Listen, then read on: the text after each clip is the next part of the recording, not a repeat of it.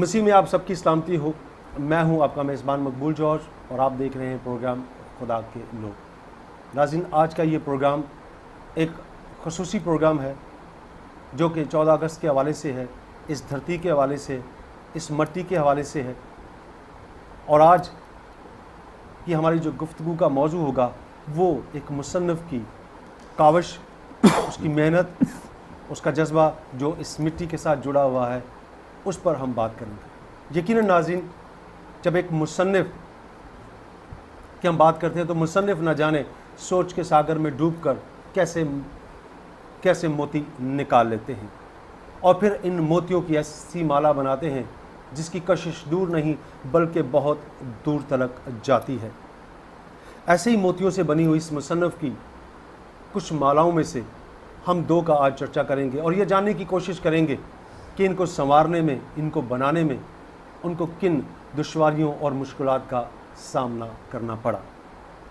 ہم جب ان کی تصانیف کے بارے میں بات کرتے ہیں تو ان کی پہلی کتاب جو انہوں نے 2013 میں تصنیف کی، سبز و سفید ہلالی پرچم کے محافظ اور شہدا، یہ کتاب ان مسیحی نوجوانوں کی قربانیوں کے بارے میں ہے جو انہوں نے اس وطن سے، اس مٹی سے محبت کرتے ہوئے اپنی جانوں کا نذرانہ اس کے لیے پیش کیا. دوسری کتاب کی جب ہم بات کرتے ہیں تو دوسری کتاب ہے دھرتی جائے کیوں پرائے.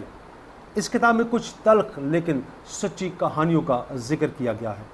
آخر وہ کون سی ایسی باتیں ہیں، آخر وہ کون سے ایسے واقعات ہیں جن سے آج کا نوجوان ان سے بیگانہ ہے، وہ ان سے دور بھاگتا ہے. اور اس کتاب کی شاید جو ہے وہ 2015 میں ہوئی. ناظرین، جب ہم ان کتابوں کا ذکر کرتے ہیں تو ان کتابوں کے بارے میں جب ہم پرنٹ اور الیکٹرانک میڈیا کے بارے میں جاننے کی کوشش کرتے ہیں تو بہت سی باتیں اس دونوں کتابوں کے بارے میں کی گئی اور ان کتابوں کو پرنٹ میڈیا میں بھی اور الیکٹرانک میڈیا میں بھی سراہا گیا. میں چاہوں گا کہ وہ کلپ جو آپ نے مختلف چینلز پر دیکھے ہوں گے، میں چاہوں گا کہ ایک بار پھر وہ کلپ جو ہیں وہ آپ کے لیے دکھائے جائیں. Can we have the video clips please? ان کلپس کو آپ ہمارے لیے دکھا دیجیے. بڑی تاریخ ہے، لیکن آج کی کتاب ایک بڑی دلچسپ کتاب ہے، دھرتی جائے کیوں پرائے، کہ جو دھرتی کے بیٹے ہیں، سن آف دا سوائل، یہ اپنی نوعیت کی منفرد کتاب ہے. کتاب کے مصنف ہیں اعظم معراج، مسیحی برادری سے تعلق رکھتے ہیں. پاکستانی ہونے پر ان کو اتنا فخر ہے کہ وہ لوگ جو دعویٰ نظریہ پاکستان کا کرتے ہیں ان سے زیادہ دعویٰ ہے. اور یہ کتاب بتاتی ہے کہ یہ سن آف دا سوائل، جو وادی سندھ جس پر آج پاکستان بنا، اور اس دھرتی کے بیٹوں کے ساتھ برہمنزم نے، ایرینز نے کیا کیا، اور آج تک جو ہم ترمیم بولتے ہیں یہ مسلی ایک کمی ذات ہے، اور ان ذاتوں کا کیا رول تھا، یہ یہاں کے son of the soil and son of the daughter ہیں. اس میں اس کتاب کے 3-4 حصے ہیں، واقعات ہیں، کہانیاں ہیں اور اس کی تاریخ ہے، اور وہ سماجی تہمتیں ہیں جو ہم ذات پات کے نظام پر اس دھرتی پر بسنے والے، اور خصوصاً ہم نے یہ طے کر لیا کہ مسیحی جو ہیں وہ صفائی کرنے والے ہیں. اور میرے نزدیک جو صفائی کرنے والا ہے وہ سب سے مقدس پیشہ ہے کہ جو انسان کی سب سے امپورٹنٹ زندگی کا حصہ ہے اس کو برقرار رکھتا ہے. یہ کتاب ایک شاندار کتاب ہے. یقیناً اگر یہ کتاب یورپ کے کسی ملک میں شائع ہوئی ہوتی تو یہ یورپ کی پاپولر کتاب ہو، یا اس کا ترجمہ فرینچ میں ہو جائے، انگلش میں ہو جائے، تو یہ ایک شاندار کتاب ہے. اعظم معراج صاحب کی ایک کتاب ہے اور ان کو پاکستانی سن آف دا انڈس اور پاکستانی ہونے پر بڑا فخر ہے. یہ آج کی کتاب کی اجازت چاہوں گا. خدا حافظ.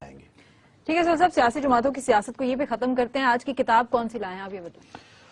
آج میں 2 کتابیں لایا ہوں. ایک تو یہ ہے سبز و سفید ہلالی پرچم کے محافظ و شہدا، یہ اعظم معراج صاحب کی کتاب ہے.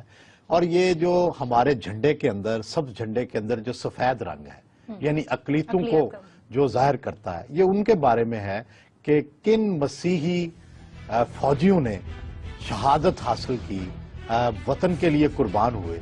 یہ ان کی لسٹ ہے اور میں بڑا پڑھ کے حیران ہوا. میرے علم میں نہیں تھا کہ اتنے لوگ اپنے وطن پر جان، پہچان ہونا بھی ضروری ہے. بالکل پتہ نہیں تھا. اتنے لوگ جو ہیں وطن پہ جان قربان کر چکے ہیں، اتنے لوگ جو ہیں وہ لڑ چکے ہیں. تو یہ بڑی ہی عمدہ ایفرٹ ہے. تھا نا کہ بغیر بلا امتیاز جو لڑے تھے سب لوگ، کرسچنز جو ہیں ان کا کیا کردار تھا؟ مثلاً چوئنڈا میں کرنل مارون کوڈازور، کرنل ڈبلیو ہربرٹ شکر گڑھ میں، کرنل سشیل کمار ٹریسلر اور colonel L C Roth Chhamb Jaurian sector میں، colonel K M Rai Bedian sector میں، major Ramon Joshua Sialkot sector میں، colonel Daniel Austin Lahore sector میں، colonel Anthony Lam Khem Karan پہ قبضے کے دوران وہ شانہ بشانہ تھے، سپاہی طالب مسیح تھے چوئنڈا میں شہید ہوئے، Naik R C James Sialkot sector میں شہید ہوئے، مطلب ایک لائن لگی ہوئی ہے۔ ایئر فورس میں جو 70 ستارہ جرت ملے ان میں سے 7 جنہوں نے حاصل کیا وہ کرسچن پائلٹ تھے، 10% آلموسٹ۔ اسکواڈرن لیڈر ولیم ڈیزمنڈ ہارنی مثلا انہوں نے ستارہ جرت حاصل کیا۔ ایئر کموڈور نذیر بل لطیف ونگ کمانڈر تھے، بامبر ونگ کمانڈر تھے، انہوں نے حاصل کیا۔ اسکواڈرن لیڈر پیٹر کرسٹی انہوں نے کئی خطرناک مشنز کیے، انہوں نے ستارہ جرت حاصل کیے۔ گروپ کیپٹن سیسل چودھری ہم سب نے ظاہر ان کا نام سنا، اسکول کی نصابی کتابوں میں ان کا نام تھا اور تصویر بھی آتی تھی۔ وہ سرفراز رفیقی شہید کا جو اسکواڈرن تھا جس نے شروع کے دنوں میں بہت ہی زبردست قسم کی بمبارڈمنٹ کی ہلواڑا پہ اور پٹھان کوٹ پہ، اس اسکواڈرن میں وہ شامل تھے، انہوں نے سیالکوٹ سیکٹر میں فوجیوں کو دستوں کو خاصی سپورٹ فراہم کی۔ اس میں جو سب سے دلچسپ نام ہے وہ ہے squadron leader Eric Gordon Hall کا۔ یہ صاحب ایئر وائس مارشل کے عہدے سے بعد میں ریٹائر ہوئے۔ 65 میں اس بات پہ انہیں ستارہ جرت ملا کہ پی ایف کے پاس بامبرز کم تھے، فائٹر جیٹ زیادہ تھے، انٹرسپٹر زیادہ تھے۔ تو انہوں نے یہ جگاڑ کی کہ C-130 جو مال بردار طیارہ ہوتا ہے اس میں کچھ ایسا کوئی کنورٹ کر کے بامبر بنا دیا۔ اچھا، اور پہلی جو سارٹی ہے وہ انہوں نے خود اس پہ گئے، کھٹو برج پہ بمباری ہوئی C-130 سے بطور بمبار، اور اس طرح کے پوری جنگ میں 13 مشنز ہوئے جن میں کہ مال بردار طیارے بطور بمبار، جن میں مطلب C-130 بھی کارگو پلینز کو بیسکلی اور اس کے بعد اب تک C-130 یوز ہو رہے ہیں، لیکن وہ that was the only time that this happened. Improvisation بھی ایک امپورٹنٹ پارٹ ہے وار کا۔ اچھا، آپ یہ جو لسٹ بتا رہے ہیں اس میں ضرور کیپٹن مرون مڈل کوٹ بھی ہوں گے۔ میں ادھر آ رہا ہوں، ادھر مجھے پتا تھا، وہ سٹوری سنا دیں، مجھے پتا وہ سٹوری سنا تھا آپ سے صبر نہیں ہوگا۔ ہاں، میں سے ہوتا نہیں ہے جنرلی۔ اسکواڈرن لیڈر مڈل کوٹ ستارہ جرت 2 دفعہ ملا، بالکل 71 میں بھی اور 65 میں بھی۔ کراچی میں یہ ماری پور بیس پہ تھے 65 کی جنگ میں، اور کراچی کے اوپر انہوں نے 2 انڈین طیارے بھی گرائے، 17 مشنز کیے۔ اردن کی ایئر فورس کو اسٹیبلش کرنے میں ان کا بہت بڑا ہاتھ تھا۔ جب 71 میں یہ مسنگ ایکشن ہوئے تو اس کے بعد جو شاہ حسین تھے انہوں نے ان کی بیوی کو خط لکھا کہ اگر وہ فرض کریں کہ ہلاک ہو گئے ہیں تو اگر ان کی لاش مل جائے تو اردن کا پرچم بھی ان کے جنازے پہ ڈالا جائے، بے شک پاکستانی پرچم کے ساتھ۔ تو ایک ہے، ابھی پتہ نہیں وقت ہے یا نہیں ہے، میں اس میں سے ایک اقتباس سنانا چاہ رہا ہوں، آپ سنائیے۔ یہ ان کا ہے لیزلی مڈل کوٹ، ان کی جو بیٹی ہیں مارون مڈل کوٹ، اس کا تذکرہ ہے، اس کا ایک واقعہ ہے بڑا زبردست۔ کتاب کا کور بھی آپ بے شک دکھا دیں۔ یہ ہے کتاب سبز و سفید ہلالی پرچم کے محافظ و شہداء، یہ اعظم مراج صاحب ہیں، انہوں نے بڑی محنت کی ہے اس کتاب پہ۔ یہ واقعہ ہے کہ 1967 میں جب اسکواڈرن لیڈر مارون مڈل کوٹ کی تعیناتی سرگودا ایئر بیس پہ تھی تو ایک دن اسکول میں ان کی 8 سالہ بچی لیزلی نے اپنی کلاس میں وطن کے محبت پہ تقریر کی ریہرسل کی۔ ایک بچے نے کہا جاؤ آؤ، بڑی آئی وطن سے محبت کرنے والی، یہ ملک ہمارا ہے تمہارا نہیں ہے۔ جو لیزلی تھی وہ شاک ہوئی، اور جب اسے ہوش آیا تو اس نے اس بچے پہ تھپڑوں کی برسات کر دی، اور اس نے کہا تمہاری جرت کیسی ہوئی یہ کہنے کی کہ یہ ملک تمہارا ہے اور میرا نہیں ہے۔ اس کے بعد وہ ڈپریشن میں چلی گئی۔ جب وہ گھر آئی تو باپ آ گیا، اس نے کہا بیٹا کیا ہوا؟ تو جب اس نے واقعہ سنایا کہ یہ ہوا ہے اور میں نے اس بچے کو مارا ہے، یہ ریمارک دینے پہ تو جو اسکواڈرن لیڈر صاحب تھے انہوں نے اپنی بچی سے کہا کہ اپنا اور اخلاق اور کردار اتنا بلند رکھو کہ اس طرح کی آوازیں تمہارے کانوں میں ہی نہ پڑیں۔ پھر انہوں نے بچی کو پاکستان کا جھنڈا دکھایا اور انہوں نے کہا کہ یہ سبز حصہ تمہارے اس دوست کا ہے جس کی تم نے پٹائی کی، اور یہ سفید حصہ تمہارا ہے، اور تمہارے سفید حصے میں وہ پول ہے جس کے سہارے یہ جھنڈا فضا میں لہراتا ہے۔ ہمیں اس سفید حصے کو مضبوطی سے تھامے رکھنا ہے تاکہ اس کا سبز حصہ فضا میں ہمیشہ لہراتا رہے ہیں. بہت ہی خوبصورت. وہ تو مسنگ ہو گئے لیکن لیزلی مڈل کورٹ نے آج تک ملک نہیں چھوڑا، حالانکہ اس کی پوری فیملی امریکہ شفٹ ہو چکی. ناظرین یقیناً آپ نے ان کلپس کو دیکھا ہوگا کہ کس طرح سے مٹی کے اس بیٹے نے اپنی محنت اور لگن سے ان کتابوں کو تصنیف کیا اور کہاں کہاں بھٹکا اور کس طریقے سے ان تمام چیزوں کو انہوں نے اکٹھا کر کے اس کتاب کی شکل میں آپ کے سامنے لائے. یقیناً یہ کتاب بہت جگہ پہ سراہی گئی اور اس کتاب کے وسیلہ سے بہت سی باتیں بہت سی لوگوں نے اس سے یقیناً فیض حاصل کیا، اور وہ لوگ جو شاید یہ سمجھتے ہیں کہ ہم کچھ نہیں کر پاتے یا ہم نے کچھ نہیں کیا، بلکہ وہ بھی ان کتابوں کے وسیلہ سے جان پائیں گے کہ ہم نے اس مٹی کے لیے کیا کچھ نہیں کیا. ناظرین آپ نے ویڈیو کلپس تو دیکھ لی، لیکن اس کے بارے میں پچھلے دنوں حامد میر جو کہ جیو نیوز کے ایک جانے مانے اینکر ہیں اور جنگ کے ایک مشہور کالم نویس بھی ہیں، انہوں نے اس کتاب کے بارے میں کچھ اس طرح سے کہا. انہوں نے سب سے پہلے اعظم معراج صاحب کو مبارکباد پیش کی اور پھر اس کتاب کے لیے انہوں نے ان کا شکریہ بھی ادا کیا.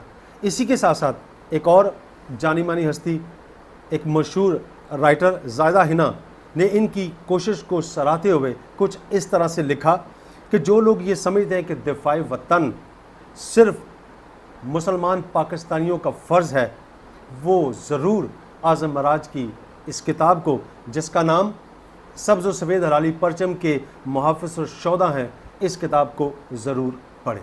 ناظرین اس مٹی کا یہ بیٹا جس کے بارے میں ہم آج بات کر رہے ہیں، 29 جنوری 1963 شیخوپورہ کے ایک گاؤں چھاونی میں اپنے ننیال میں پیدا ہوا. ابتدائی تعلیم انہوں نے اپنے گاؤں قلعہ دیودار سنگھ میں حاصل کی اور میٹرک انہوں نے نارویجن اسکول سے حاصل کی. ریئل اسٹیٹ ایجنسی کے بزنس سے یہ منسلک ہیں، کتابوں کی ایک سیریز لکھ چکے ہیں. آئیے ان سے ملتے ہیں کہ یہ انہوں نے جو الفاظ اس کتاب میں سے منسلک کیے ہیں، لکھے ہیں، اپنی کوشش، اپنی محنت اور اپنے اس مٹی سے جڑے ہوئے اس جذبے کے ساتھ. آئیے آپ کی ملاقات ان سے کرواتے ہیں. ایک سماجی کارکن، ریئل اسٹیٹ ایجنٹ اور ایک مصنف اعظم معراج صاحب. آپ کو ایک بار پھر خوش آمدید کہتے ہیں آج کے اس پروگرام میں. جارج بھائی، جس طرح آپ نے تعارف کروایا، آپ جیسے اچھے لوگوں کا یہ خاصہ ہوتا ہے کہ کوئی چھوٹے موٹے آدمیوں کو بھی آپ نے اتنا بڑا مصنف بنا کے پیش کر دیا. میرے لیے بیسکلی نہ تو کوئی یہ بہت علمی اور بڑا ادبی کام ہے، اور بلکہ میں آپ کی اس پرجوش تقریر کا اور آپ کی اس ساری کاوش کا جب سے ہم ملے ہیں اور آپ نے یہ پروگرام ریکارڈ کرنے کی، میں آپ کا پہلے شکریہ ادا کرتا ہوں کہ آپ کو یہ مقصد ایسا لگا کہ جو ہماری نوجوان نسلوں تک اور ہمارے ماسز تک جانا چاہیے. اس کے لیے میں آپ کے چینل کا شکر گزار ہوں. اور جس توانائی سے بھرپور طریقے سے آپ اس پروگرام کو کرنا چاہ رہے تھے وہ واقعی قابل تحسین ہے، اور مجھے اس سے بڑا طاقت ملتی ہے کہ میری اس کاوش کو لوگ اس طرح سراہ رہے ہیں. جب آپ کی کتابوں کی بات میں ہم بات کر رہے ہیں تو میں یہ پوچھنا چاہوں گا کہ بنیادی طور پر آپ ایک ریئل اسٹیٹ کے بزنس سے منسلک ہیں. ایک طرف ایک ریئل اسٹیٹ بزنس اور دوسری طرف مصنف، یہ دو مختلف فیلڈز ہیں. میں یہ پوچھنا چاہوں گا اور جاننا چاہوں گا کہ یہ یکجا کیسے ہوگا؟ دیکھیں، اس کا بنیادی طور پہ میری یہ جس کو آپ مصنف ہونا کہتے ہیں، یہ ریئل اسٹیٹ سے نکلا ہے. ریئل اسٹیٹ سے ان اے سینس کہ آج سے کوئی تقریباً 19 سال پہلے ہمارے ایک دوست نے ریئل اسٹیٹ پہ میگزین نکالا، تو اس میں میں نے ایک آدھ مضمون لکھا. وہ دوست اب آپ کو پسند آیا، جو کہ الٹیمیٹلی میری پاکستان میں ریئل اسٹیٹ پہ پہلی کتاب پہ ختم ہوا.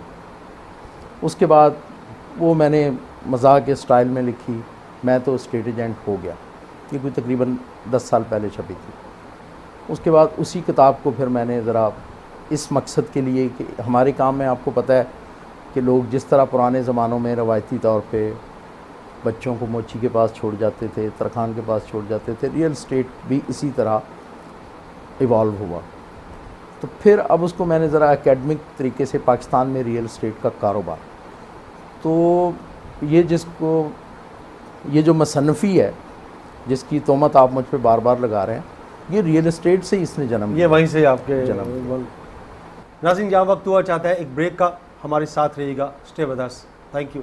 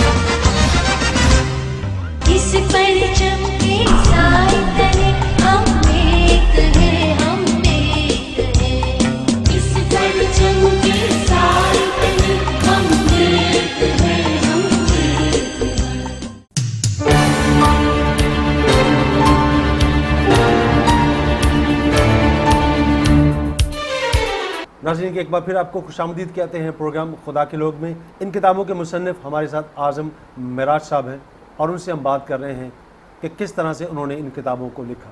جو ریئل اسٹیٹ کے اوپر آپ کی کتابیں جو آئی ہیں ان کے بارے میں تو بات ہو چکی ہے، لیکن میں اب یہ آپ سے پوچھنا چاہوں گا کہ آپ کی جو کتابوں کی جو سیریز ہے جس میں آپ نے یہ بیان کرنے کی کوشش کی ہے کہ آج کا جو نوجوان ہے اپنے معاشرے سے بیگانہ کیوں ہے، اس کا آغاز کیسے ہوا اور اس کا خیال آپ کو کس طرح سے آیا؟ جارج بھائی، اس کا جو بنیادی خیال ہے نا، وہ اس بات میں ہے کہ میرا یہ بلیو ہے ایمان کی حد تک کہ ہر بندہ معاشرے کا مقروض ہوتا ہے، چاہے وہ کسی رئیس کے گھر پیدا ہو یا کسی مفلس کے یہاں۔ اور جب آپ جنم لیتے ہیں، بڑے ہوتے ہیں، آپ کی پرسنالٹی، جس اسکول آپ جاتے ہیں، جہاں آپ پڑھتے ہیں، آپ پتہ نہیں کون کون لوگ کنٹریبیوٹ کرتے ہیں، تو آپ کسی لیول پہ پہنچتے ہیں۔ تو جن معاشروں میں معاشرے کے اس قرض کو واپس کرنے کا رجحان ہوتا ہے، وہ معاشرے بڑے خوبصورت ہو جاتے ہیں۔ یہ ایک چھوٹی سی کوشش ہے۔ باقی یہ جو آپ نے ماشاءاللہ، آپ کا حسن ظن ہے، آپ نے جو باتیں کی، وہ آپ کے پسندیدہ شاعر غالب نے کیا خوب کہا ہے، کہاں کے دانا کس کام میں یکتا، بلا سبب ہوا دشمن آسماں اپنا۔ ایسی کوئی بات نہیں ہے، یہ صرف ہر بندہ جو معاشرے کا مقروض ہوتا ہے اس قرض کو واپس کرنے کی ایک چھوٹی سی کوشش ہے۔ اور یہ کوشش ایسے شروع ہوئی کہ 97 یا 96 کے اینڈ میں جب تھوڑی سی خوشحالی آئی، تو مجھے ایک بچپن سے میری یہ آبزرویشن تھی، یہ میرا مشاہدہ، یہ غلط بھی ہو سکتا ہے، کہ مسیحی نوجوان عمومی طور پہ اپنے معاشرے سے بیگانہ ہیں۔ اب ظاہر ہے ہم بزنس اپنے مسلمان بھائیوں کے ساتھ کرتے ہیں، پڑھنے لکھنے میں، اسکول کالج ہر جگہ ان سے انٹریکشن ہوتا ہے، ان کا رویہ جو اس سوسائٹی کی طرف ہے وہ فرق ہے، ہمارے نوجوان کا رویہ اس معاشرے کی طرف فرق ہے۔ اب ظاہر ہے 96 یا 97 میں، آج سے 20 سال پہلے، جو میری عقل تھی، جو اس کو یہ کہہ لیں کہ جو مجھے لگتا تھا کہ جن کتابوں نے مجھے بگاڑنے میں اپنا کردار ادا کیا، تو میں نے سب سے پہلے جو مجھے سمجھ آئی کہ میں اس میں تھوڑا کنٹریبیوٹ کروں، تو میں نے یہ کرتا تھا کہ کسی بھی اپنے دوست احباب کو، ورگلا ورگلو کے کوئی ٹیچرز، کوئی کسی اسکول کا پرنسپل، اور جن کتابوں سے میں سمجھتا تھا کہ ہمارے نوجوان کی معاشرے سے بیگانگی ختم ہو سکتی ہے، وہ کتابوں کے بارے میں جا کے نوجوانوں کو مختلف اسکولوں میں بتاتا کہ آپ یہ کتابیں پڑھیں، اس سے آپ معاشرے سے جڑیں گے۔ لیکن آج 20 سال گزرنے کے بعد یہ سلسلہ چلتا رہا کوئی کافی سال۔ میں نے مختلف کراچی کے تعلیمی اداروں میں کوئی 500 کے قریب کتابیں، جو میری دانست میں ایسی بکس تھیں کہ جس سے مسیحی کی اس معاشرے سے جڑت، اس کا اس معاشرے سے جو اس کی جڑیں ہیں وہ تلاش کرنے میں مدد ملتی ہیں. مثال کے طور پہ اس میں سبط حسن کی پاکستان کا تہذیبی ارتقاء، قرۃ حیدر کی آگ کا دریا، چودھری اعتزاز کی سندھ ساگر، یہ وہ کتابیں میرے خیال میں تھیں جو آپ کو بتاتی ہیں کہ اس بر صغیر میں مختلف اقوام جو آباد ہیں ان کے کیا تہذیبی تمدنی رشتے ہیں، کس طرح سے کس طرح ہم اور ہم یہ چیزیں لیکن اب اتنا وقت گزارنے کے بعد مجھے احساس ہوا کہ یہ وہ کام تھا جو اس پروجیکٹ کا آخری حصہ تھا، معاشرتی بیگانگی دور کرنے کا، نہ کہ پہلا. اب اس کا رزلٹ کیا نکلا کہ کوئی 500 کتب 20-25 مختلف اسکولوں میں، مذہبی بڑے اداروں میں جہاں ہمارے پریسٹ وغیرہ بنتے ہیں، یہ بری طرح ناکام ہوا. 500 کتب بانٹنے سے میں اب جب دوبارہ ان اسکولوں کالجوں میں وزٹ کرتا ہوں تو کسی نے وہ کتاب دیکھی بھی نہیں ہوتی. لیکن ایک فائدہ ہوا مجھے، کیونکہ میں اس کو 5 نکاتی پروگرام کے تحت پیش کرتا تھا. آپ کی کتاب میں بھی اس کا ذکر ملتا ہے کہ آپ نوجوانوں سے 5 نکات کے اوپر یعنی کہ 5 نکات کا تذکرہ کرتے ہوئے نظر آتے ہیں. وہ 5 نکات کون کون سے ہیں؟ وہ 5 نکات دیکھیں، جیسے میں نے پہلے کتب کا ذکر کیا کہ ان میں کہ بھائی تم دھرتی کے بیٹے ہو، آزادی ہند، قیام پاکستان، تعمیر پاکستان، دفاع پاکستان، اور لیٹر آن ریسرچ سے پتہ چلا کہ شہادتوں میں بھی تمہارا حصہ ہے. 5 نکات کے. اور آخری اس کا جو چھٹا نقطہ ہے وہ یہ ہے کہ جب تمہارا اس دھرتی سے اتنا قدیم رشتہ ہے، کیونکہ میری ریسرچ کے مطابق سندھ، دریائے سندھ، جو کہ سندھ جب میں کہوں تو اس کا مطلب میرے ذہن میں یہ آتا ہے کہ موجودہ پاکستان، جب یہ منسرور جھیل سے نکلتا ہے اور یہ کوئی اپنا کوئی 2800-2900 کلومیٹر کا سفر طے کرتا ہوا یہاں گرتا ہے، تو اس کے ارد گرد جو تہذیب جنم لیتی ہے وہ سندھ تہذیب. اور ہمارے آب و اجداد موسٹلی کیسز میں 99 بلکہ 99.5 کہہ لیں، زیادہ تر ہم مقامی دھرتی کے بیٹے ہیں. تو جب ہمارا دھرتی سے رشتہ اتنا پرانا ہے، اور پھر آزادی ہند میں اگر آپ مختلف کتب پڑھیں، اس میں پروفیسر سلامت اختر صاحب کی کتاب کا ذکر کرنا چاہوں گا کہ ہمارا آزادی ہند، قیام پاکستان، اس کے بعد پھر اگر ہم اس میں مختلف کردار پڑھیں جیسے تعمیر پاکستان میں مارٹن سیمول برگ جیسے بڑے کردار، اور بے تحاشا لوگ، قیام پاکستان میں سنگھا صاحب جیسے کردار، اس کے بعد جب ہم دفاع پاکستان. اب جب میں ان سب باتوں کے لیے اپنے، لوگ اس کو لیکچر کہتے ہیں، میں تو بک بک کہتا ہوں، کہ جب یہ میں اپنی بک بک کی تیاری کرتا تھا تو جو مواد جمع ہوتا گیا وہ کتابیں گفٹ کرنے کا تو فلاپ ہو گیا. لیکن اس سے یہ ہوا کہ یہ اتنا مواد جمع ہو گیا کہ یہ میں نے ایک کتاب کا مواد ہو گیا اسی پورے 5 نکاتی ایجنڈے پہ. میں نے اپنے کچھ، جب یہ مکمل ہو گئی تو میں نے اپنے 1-2 دوستوں کو بھجوائی، جیسے ایک بڑے رائٹر ہیں محمد حنیف، ان سے میری یاد ہے. ایک اور میرے دوست ہیں، وہ پائلٹ ہیں، بیسیکلی میں ان کو پائلٹ کم رائٹر ہیں وہ. تو انہوں نے کہا یار یہ کام تو تمہارا اچھا ہے، لیکن یہ بہت ساری چیزیں گڈمڈ ہو گئی ہیں، یہ دو کتابوں کا. حنیف صاحب نے کہا کہ یہ 2 کتابوں کا کام ہے. جی جواد شرازی نے کہا نہیں یار یہ 2 نہیں، اس نے مجھے ٹرک کی بتی کے پیچھے لگا دی، یہ 3 کتابوں کا کام ہے. اب 3 کتابوں کا کام ہے. اب اس میں جو سب سے زیادہ، جب میں اسکول کالجز میں بچوں سے مکالمہ کرتا تھا تو سب سے زیادہ جو نوجوانوں کو فخر دیتی تھی وہ دفاع پاکستان میں جو ان کا کردار ہے. تو اس لیے میں نے پھر اس میں سے سب سے پہلے دفاع پاکستان کو ٹارگٹ کیا، اور جس کے نتیجے میں یہ سبز و سفید ہلالی پرچم اور 2013 میں جو 13 میں چھپ گئی. بیسکلی یہ ایکچوئل یہ اس کتاب کا دوسرا یا تیسرا حصہ تھا جو کہ پہلے چھپا، اور یہ شاید خدا کو منظور تھا یا شہیدوں کے لہو کا صدقہ ہے کہ اس کو اتنی پذیرائی ملی نہ صرف پاکستان کے ادبی حلقوں میں بلکہ اراؤنڈ دا گلوب جہاں جہاں مسیحی بستے ہیں سب نے اس کتاب کو اپنے لیے ایک تاریخی دستاویز کے طور پہ لیا.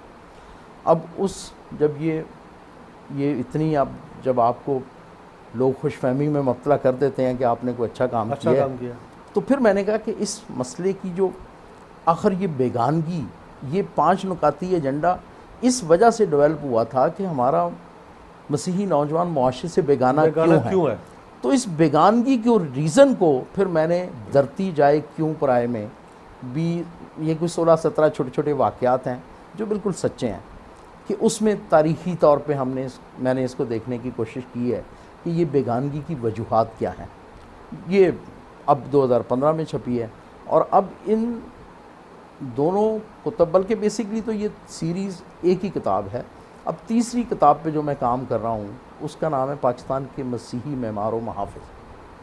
اس میں آپ یوں سمجھ لیں کہ یہ جو سبز و سفید ہلالی پرچم کے محافظ و شہداء ہے، اس میں صرف 5% انفارمیشن میں اس وقت شیئر کر سکا ہوں یا میں اس وقت اکٹھی کر سکا ہوں.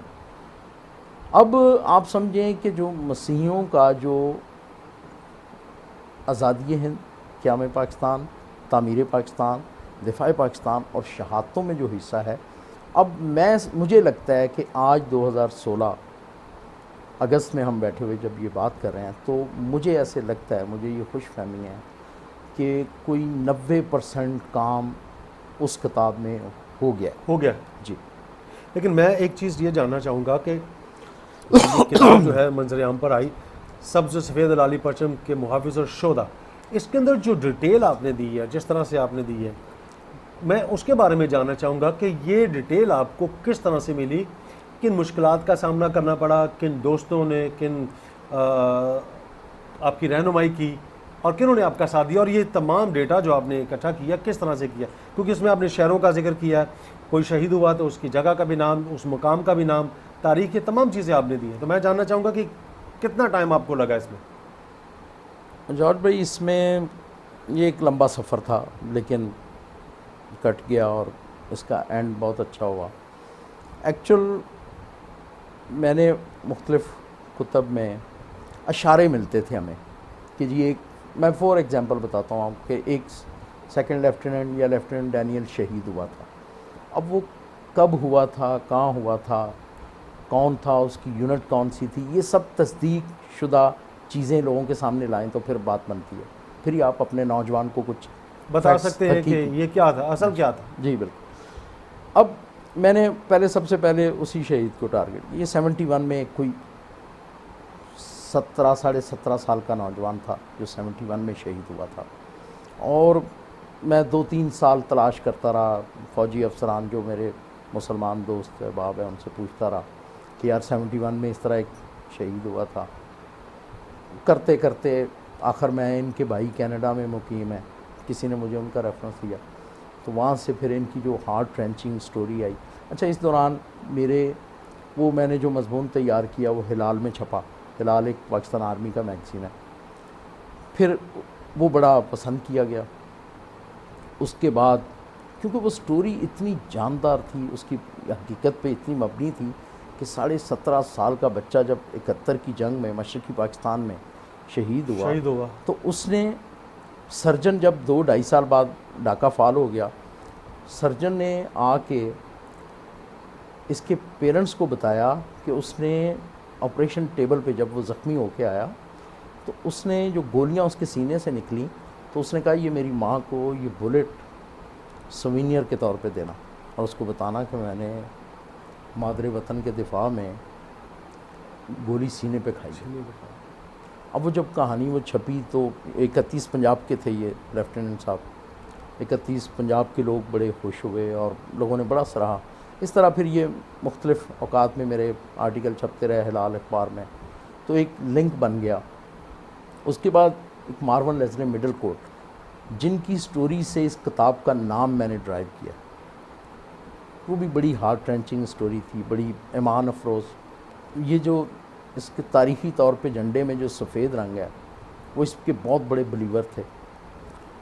وہ سٹوری میں نے پہلے اردو میں لکھی، ہلال میں چھپی، اس کے بعد اس کا ترجمہ کروا کے میرے ایک دوست ہیں زرار کھوڑو صاحب، ایکسپریس ٹریبیون میں چھپی.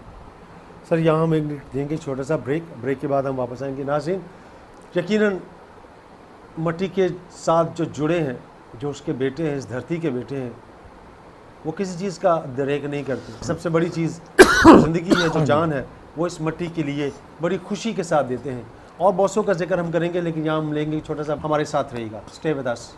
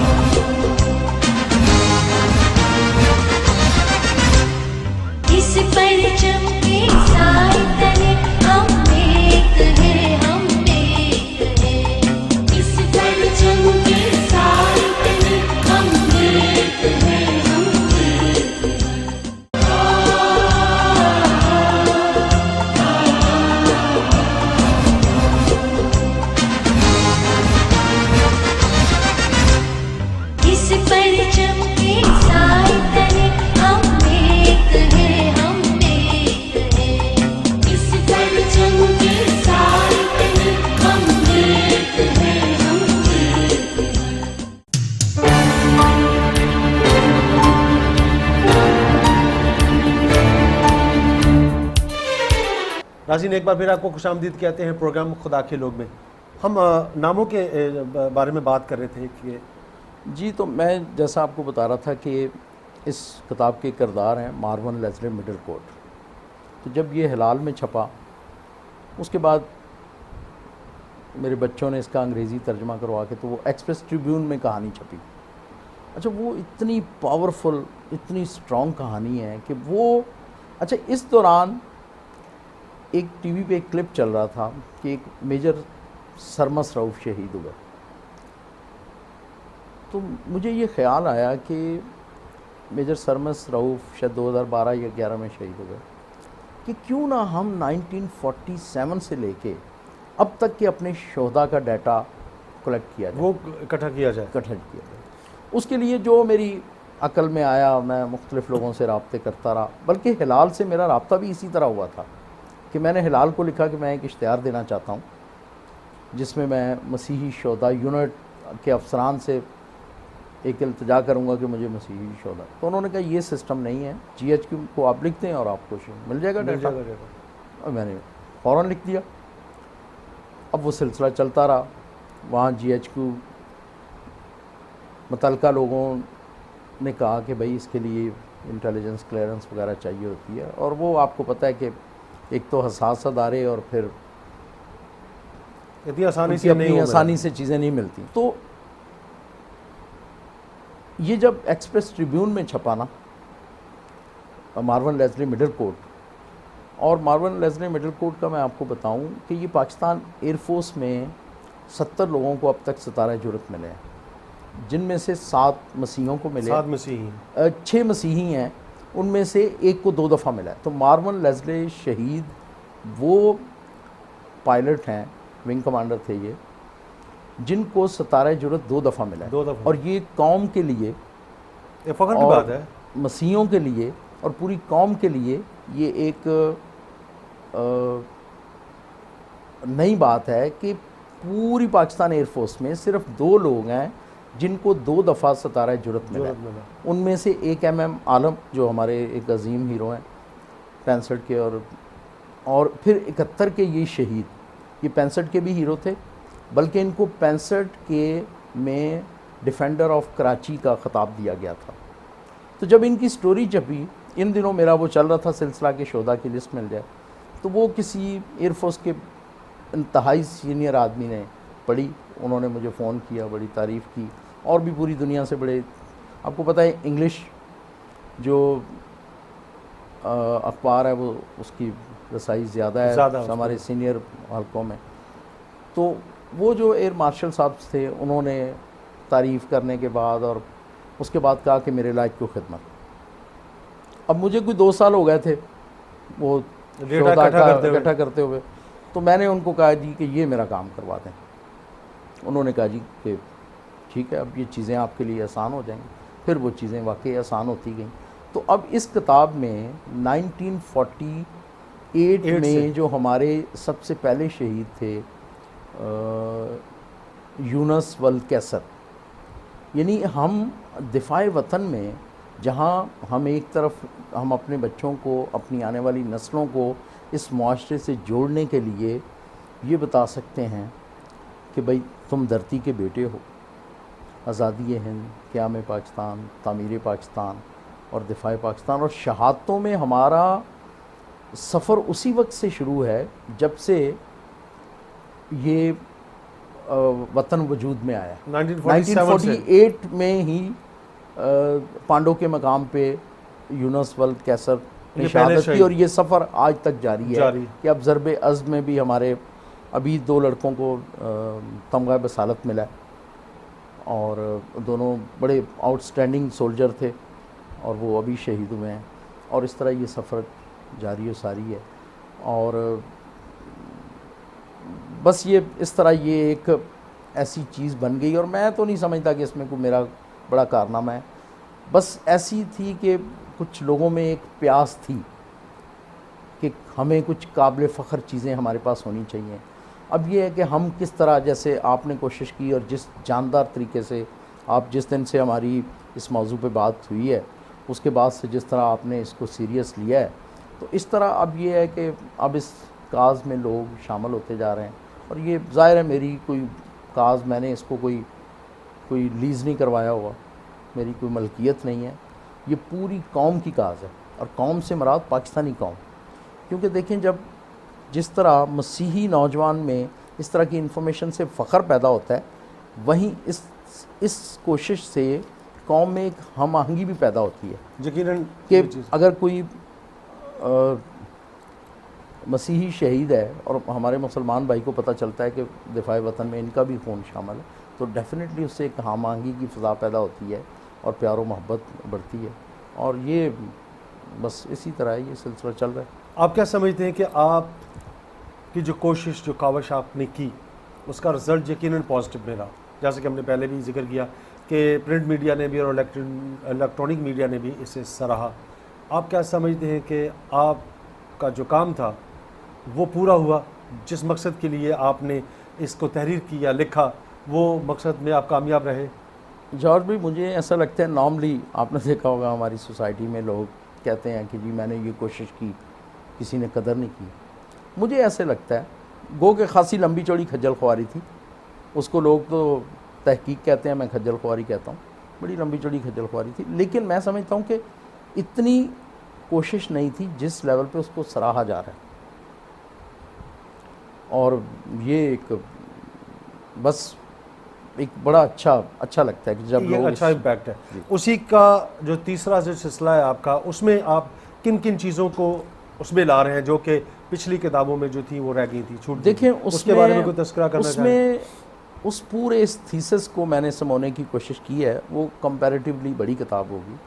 اس میں جیسے سب سے پہلے تو دھرتی سے ہمارا جو بندھن ہے، دھرتی سے جو ہمارا تعلق ہے، اس کو تاریخی اس سے ثابت کرنے کی ثابت کیا کرنا ہے، وہ ہے اس کو اجاگر کرنے کی کوشش کی ہے. ایک چیز میں یہاں پر آپ سے یہ ضرور جاننا چاہوں گا کہ جو آپ کی کتاب جو ہے وہ دھرتی جائے کیوں پر آئے، اس میں جو آپ نے رشتوں کو اور جو آپ نے درختوں کو، پودوں کو کی مثالیں دے دے کر جو کہانیاں، اور جو یقیناً وہ سچی اور مثبت کہانیاں ہیں، ان کو آپ نے جس طرح سے بیان کیا ہے، یقیناً وہ بہت مثبت ہیں آج کے نوجوان کے لیے، بلکہ آج کے لوگوں کے لیے. اگر وہ ان کو پڑھیں تو میں سمجھتا ہوں کہ وہ اپنی دھرتی کے ساتھ جو ان کا لگاؤ ہے وہ ضرور ہونا چاہیے. اس پر اگر آپ کوئی واقعہ اس طرح کا جسے آپ بیان کرنا چاہیں. میں دیکھیں اس کتاب کی اہمیت، جتنے بھی ہمارے ایک شاعر ہیں پنڈی میں، شہباز چوہان صاحب اکثر ٹی وی پہ آتے ہیں، انہوں نے کہا کہ یار یہ کتاب میں نے ابھی آدھی پڑھی ہے اور میں کوئی 10 دفعہ رویا ہوں. اس طرح مختلف لوگوں کے، بہت سے لوگوں کو لگتا ہے کہ یہ دھرتی جائے کیوں پرائے میں جو واقعات لکھے گئے ہیں، یہ جو کردار ہیں، یہ تو میں ہی ہوں. تو آپ کو لگتا ہے کہ آپ کی تپسیا سفل ہو گئی. اس کے بعد پھر اس کتاب میں اور چیزیں ہیں مطلب دھرتی کا لنک ڈیولپ کرنے. اس کے بعد پھر آزادی ہند کے کرداروں کو ڈالا گیا ہے. آزادی ہند میں جیسے ہمیں آپ کو پتہ ہے کہ جیسے قیام پاکستان کی تحریک شروع ہونے سے پہلے یہاں کا لوکل ہندو مسلمان سکھ گورے سے بس چھٹکارا چاہتا تھا, اور اس میں کیونکہ گورے کا بھی مذہب مسیحیت تھا, اور ہم لوکل جو مقامی ہیں ہمارا, تو یہ ایک عام پرسیپشن ہے کہ شاید ہم اس میں نہیں تھے. لیکن آپ اگر ہم اپنے بچوں کو تاریخ پڑھائیں اور یہ چیزیں آسان لفظوں میں بیان کریں تو اس میں بھی ہمیں بہت سے کردار مل جاتے ہیں. میں 2-3 کا جیسے ذکر, رولیا رام بردرز, یہ آپ کو نہرو, گاندھی اور قائد اعظم کے ساتھ, جب قائد اعظم بھی آزادی ہند کی صرف بات کرتے ہیں اس وقت وہ نظر آتے ہیں. الفریڈ پرشاد ایک مزدور لیڈر تھے, اور اس طرح کے کئی کردار ہیں. اس کے بعد ہم آگے چلتے ہوئے آئیں جب پاکستان, جب آزادی ہند کی تحریک پھر قیام پاکستان میں کنورٹ ہوئی, تو اس میں تو پھر بے تحاشا کردار ہیں. بہادر سنگھا صاحب ہیں, اور اس طرح کے جن لوگوں نے ووٹ کیا پاکستان کے لیے, اور اس طرح کے کردار ڈالے ہیں. پورا ایک سیکوینس ہے. اس کے بعد پھر جو میں سمجھتا ہوں کہ جو پاکستان نیا وجود میں آیا, اچھا اس پہ میں پھر یہاں کوٹ کروں گا کہ یہ قیام پاکستان اور آزادی ہند میں جو غیر مسلمان لوگوں کا کنٹریبیوشن ہے, وہ اس میں پروفیسر سلامت اختر نے بہت اچھا کام کیا. اور میں سمجھتا ہوں کہ جو بھی اس پہ جو بھی چیزیں کوٹ کی جاتی ہیں وہ انہی کی ایک کاوش ہوتی ہے. اور میرے لیے بڑا کمپلیمنٹ کی بات ہے کہ جب یہ سبز و سفید ہلالی ان تک پہنچی تو ان کا یہ کہنا تھا کہ معراج بیٹا ہم کبھی ملے نہیں, لیکن میرا قد 5.5 فٹ ہے, یہ کتاب دیکھ کے میں 6.5 فٹ کا ہو گیا. تو گریٹ مین. اس کے بعد پھر اس میں جو کردار میں نے ڈھونڈنے کی کوشش کی ہے, تاریخ کے اوراق سے نکالے ہیں, وہ جو تعمیر پاکستان میں, اس میں مجھے 4 لوگوں نے بہت انسپائر کیا. کون لوگ؟ ایک اس پورے اس تیسری کتاب کی جو میں, ایک تو سنگھا صاحب کا کردار. سنگھا صاحب نہ کہ ایک سیاستدان تھے, ایک ریفارمر تھے. انہوں نے اس وقت سول سروسز میں لوگوں کو راغب کیا. ان میں سے پھر ایک کردار پیدا ہوتا ہے سنگھا صاحب کی کوشش سے, مارٹن سیموئل برک. یہ 1957 میں اس وقت کینیڈا اور امریکہ کا مشترکہ سفیر ہوتا تھا. اس کردار کو آپ پڑھیں, یہ ہماری فارن پالیسی میں پڑھایا جاتا ہے, ایٹمی پالیسی میں پڑھایا جاتا ہے. تعمیر پاکستان میں ان کا کردار انسپائرنگ کریکٹر.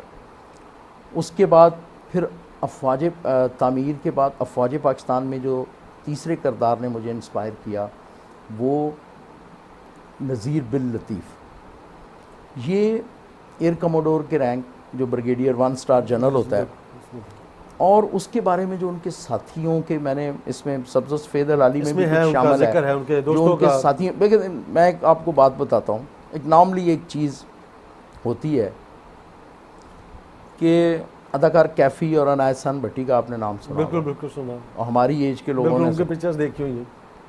تو ان سے کیفی سے کوئی انٹرویو لے رہا تھا کہ جی دنیا میں بر صغیر میں سب سے اچھا گلوکار.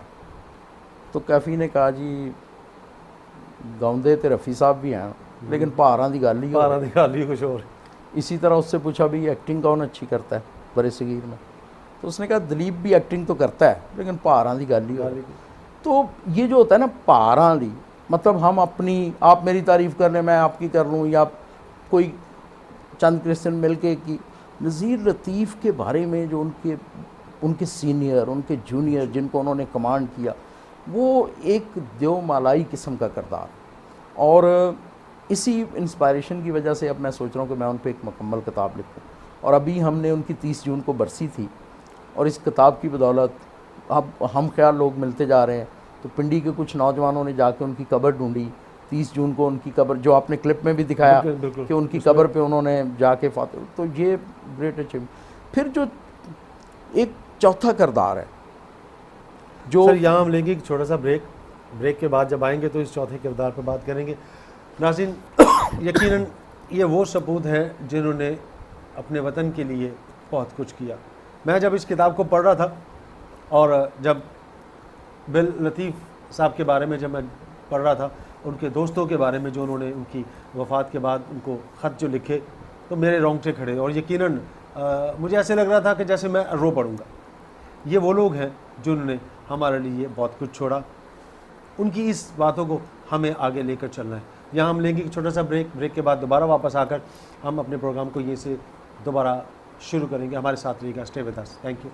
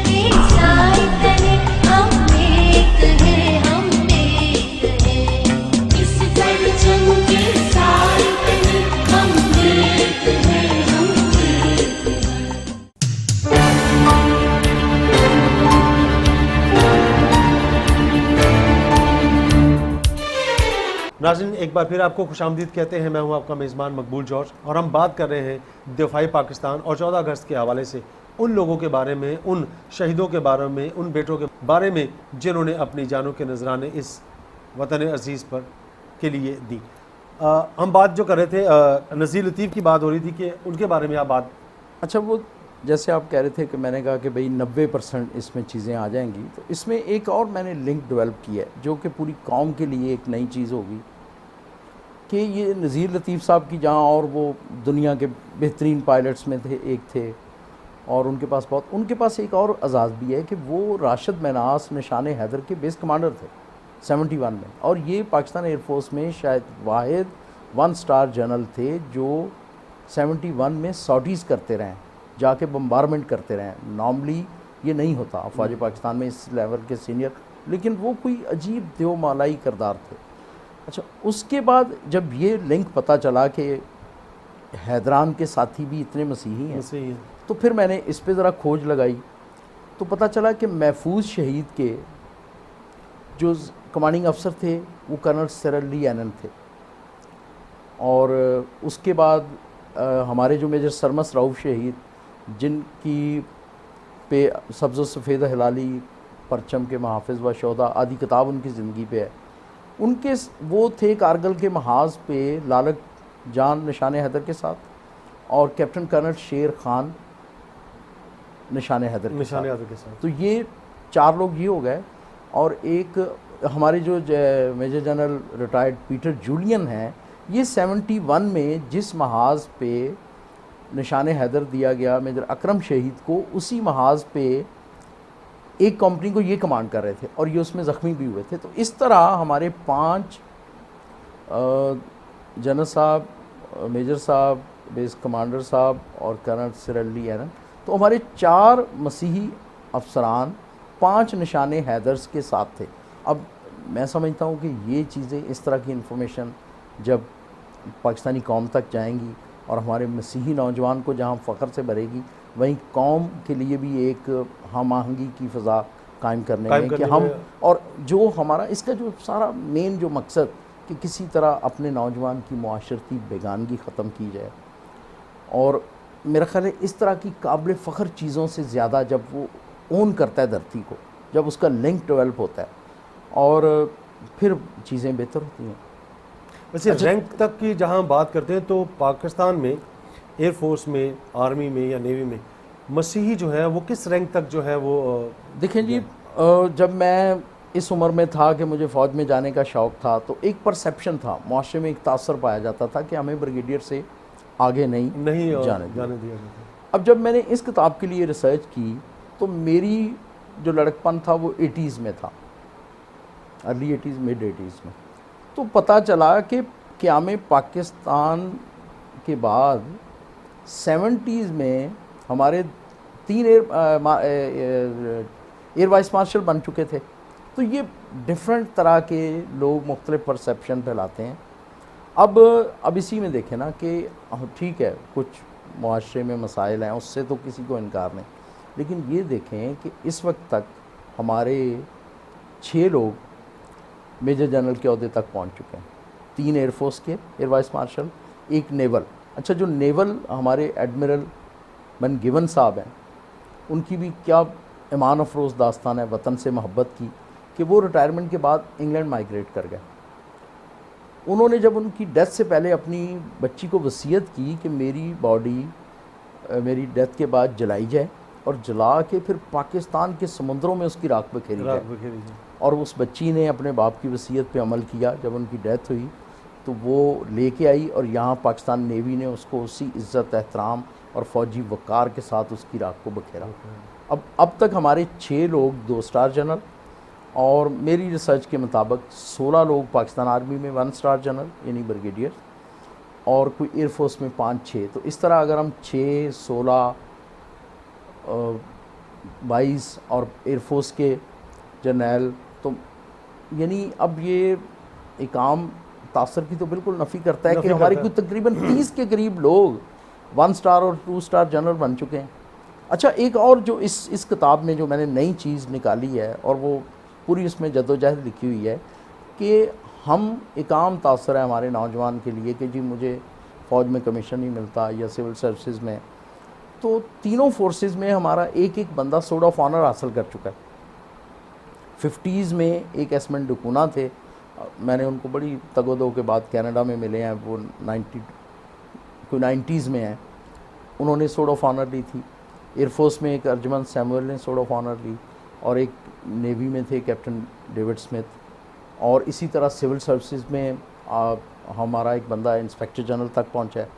اچھا ایک چیز میں بھول گیا کہ جو 4 لوگوں نے مجھے انسپائر کیا, 3 کا ذکر ہو گیا, چوتھے میرا مذہب کے بارے میں میری علم نالج کم ہے, لیکن بچپن سے ایک پنجابی کے جو زبور جو سنتے تھے پنجابی کی ٹپیکل, تو ابھی ریسنٹلی کوئی 6-8 مہینے پہلے نام تو سنتے تھے کہ آئی ڈی شہباز, تو چوتھا جو کریکٹر ہے آئی ڈی شہباز کا, انہوں نے مجھے اتنا انسپائر کیا کہ انہوں نے 3300-3500 سال پہلے بائبل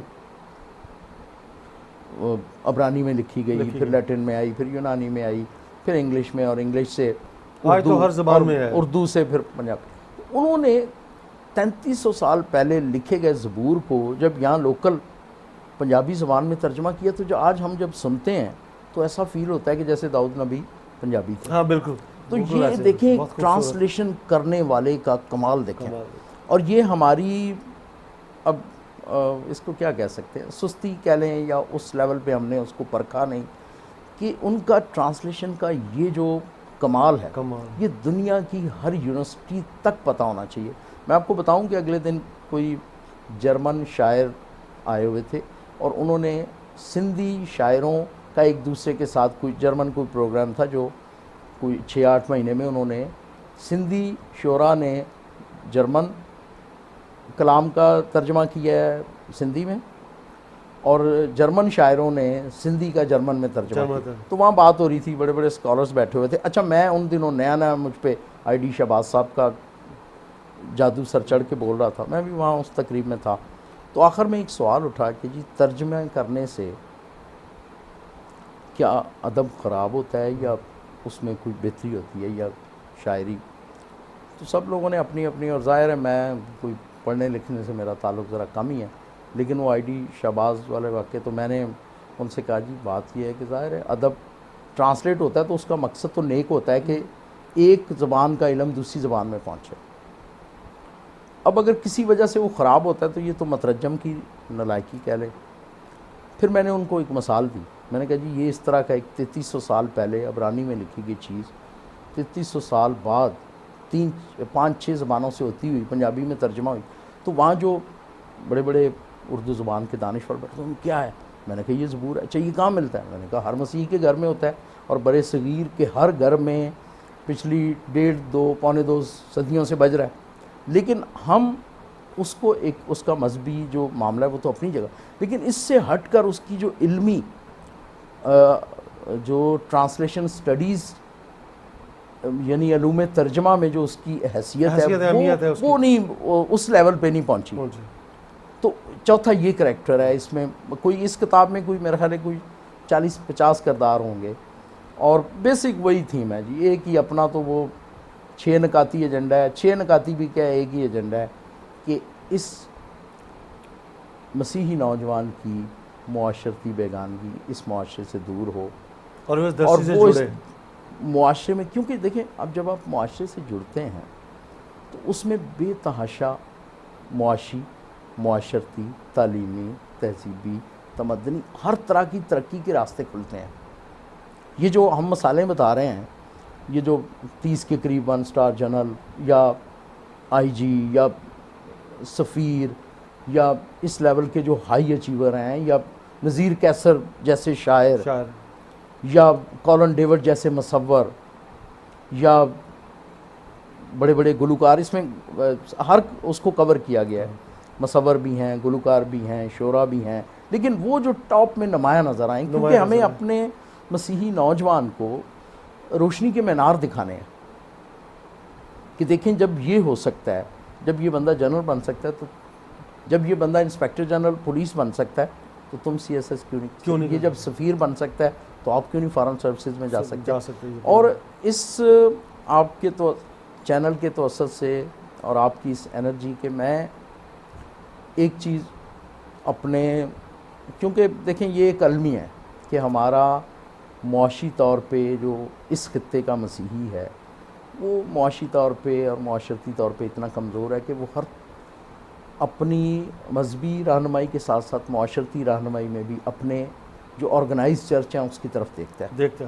اب ان کو چاہیے کہ جہاں یہ بہت اچھی چیزیں ہیں کہ جی کہ 250-300 کمیشن افسر، کوئی 30 سول سرونٹ اور ہر لیول شاعر، مصنف. اچھا، وقت کی کمی کے باعث میں صرف یہ آپ سے پوچھنا چاہوں گا کہ کتنے جو ہمارے فوجی افسران ہیں جو ستارہ جرأت سے نوازے گئے اور مختلف اعزازات جو ہیں وہ ان کو ملے، میں چاہوں گا کہ آپ ان کا تذکرہ لیکن جیسے جلدی سے 7 ستارہ جرأت اور کوئی رفلی کوئی 4 ایک تمغہ جرأت ہیں، تمغہ بصالت کوئی 8-10 ہیں، تمغہ امتیاز، اس طرح یہ خاصی ہے. اس کتاب میں آنے والی کتاب میں انشاءاللہ ڈیٹیل ملے گی اور تعداد بھی تقریباً میں نے اپنے ادھر ادھر سے دنیا سے پوچھ کے کوئی 250-300 لوگ اب تک army, Pakistan air force, Pakistan navy میں کمیشن حاصل کر چکے ہیں. سول سروسز کی میں نے اکیڈمی سے لسٹ لی ہے، civil services academy of Pakistan سے لسٹ نکلوائی ہے. لیکن وہ جہاں نوجوانوں کو بتانے کے لیے یہ بہت کچھ ہے، وہاں ہمارے جو ادارے ہیں ان کے لیے یہ تعداد بہت کم ہے کہ ہم دھرتی کے بیٹے، ایک مخصوص جغرافیائی بیک گراؤنڈ ہے ہمارا، تو اس حساب سے یہ تعداد بہت کم ہے کیونکہ اس خطے میں مسیحی تعلیم کے لیے جانے جاتے ہیں اور تعلیم سے یہ ظاہر ہے یہ چیزیں نکلتی ہیں، آگے بڑھتی ہیں، تو اس حساب سے ہماری تعداد بہت کم ہے. یہ ایک لمحہ فکریہ ہے ہماری نسل کا، کیونکہ ہم اپنے نوجوانوں کو اس طرف کیوں نہیں راغب کر سکے کہ جب ہمارے پاس ہر لیول پہ، اور اگر کسی کو شاعر بننا ہے تو ہمارے پاس نذیر کیسر ہے، اگر کسی کو مصور بننا ہے تو ہمارے پاس کالن ڈیوڈ ہے، اگر کسی کو گلوکار بننا ہے تو ہمارے پاس سلیم رضا ہے، ہمارے پاس ہر لیول کے اداکاری، یعنی معاشرہ دیکھیں ہزاروں قسم کے شعبہ جات سے مل کر بنتا ہے اور ہمارے پاس ہر شعبے میں کوئی نہ کوئی روشنی کا مینار ہے، موجود ہے. اب یہ ہے کہ اب ہمیں ایک بہت اس کو ہنگامی بنیادوں پہ، جنگی بنیادوں پہ، اور میں یہ جشن آزادی کے موقع پر کہ چینل کے توسط سے پوری پاکستانی قوم کو اور خاص کر مسیحیوں کو جشن آزادی مبارکباد پیش کرتا ہوں، اور ساتھ ہی آپ کے چینل کے توسط سے ایک دفعہ پھر اس بات کو ریپیٹ کرتا ہوں کہ ہمیں اس سبق کو، اس 6 لفظی سبق کو کہ بھئی ہم اس دھرتی کے بیٹے ہیں، آزادی ہند، قیام پاکستان، تعمیر پاکستان، دفاع پاکستان اور شہادتوں میں ہمارا حصہ ہے. ہمیں اس دیس سے پیار کرنے سے نہ کوئی روک سکتا ہے، کیونکہ بقول فادر ندیم فرانسس کی کتاب کے یہ دیس ہمارا ہے. ہمارے اب تک کوئی تقریباً 70 کے قریب لوگ شہید ہو چکے ہیں اور ان کی مکمل تفصیل میری آنے والی کتاب میں ہوگی. اس میں موجود ہوگی. جی موجود ہوگی. بہت بہت شکریہ اعظم معراج صاحب کہ آپ نے بہت سی انفارمیشن جو کہ یقیناً اس سے پہلے نہیں تھی مسیحیوں کے پاس، اور یقیناً ان لوگوں کے بارے میں جب پڑھا اور آپ سے سنا، اور یقیناً جب لوگ اس کے بارے میں سنیں گے تو ایک نئے باب کا میں سمجھتا ہوں کہ آغاز ہوگا.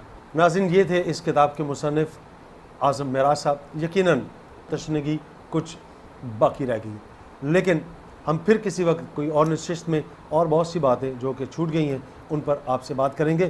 بنیادی طور پر یہ دونوں کتابیں ان جرت مند لوگوں کے، ان جرت مند بیٹوں کی تمام ان کاوشوں کا احاطہ کرتی ہیں جنہوں نے بڑی سچائی کے ساتھ، ایمانداری کے ساتھ اور وفاداری کے ساتھ اپنی مٹی کا حق جو ہے وہ اسے ادا کیا. اور یقیناً یہ پیغام انہوں نے ہمارے لیے چھوڑا کہ کچھ بھی ہو، حالات کیسے بھی ہوں، ہمیں اپنی مٹی کے ساتھ وفاداری کے ساتھ رہنا ہے. اور ایک نہیں، اگر 1000 جانیں بھی ملیں تو اس مٹی کے لیے، اس دھرتی کے لیے ہمیں قربان کرنی ہے. آج 2016 کا یہ جشن آزادی ہمیں یہ درس دیتا ہے کہ ہمیں سب کچھ کرنا ہے صرف اس دھرتی کے لیے، اس مٹی کے لیے. اسی کے ساتھ آپ سے اجازت چاہوں گا. آپ سے پھر ملاقات ہوگی کہ نئے پروگرام میں. تب تک مجھے اجازت دیجیے. پاکستان زندہ باد. اے سرزمین پاکستان، تجھے سلام، اور تجھ پر، تیری عظمت پر لاکھوں جانیں قربان. خداوند آپ سب کو اپنی برکات سے نوازے. آمین.